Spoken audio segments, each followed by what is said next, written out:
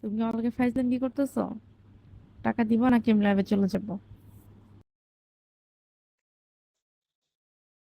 কাজ করলে বলো, না করলে সেটাও বলো, আমি লাইভে যাবো। অযথা আমার সময় নষ্ট করবো না, ঠিক আছে?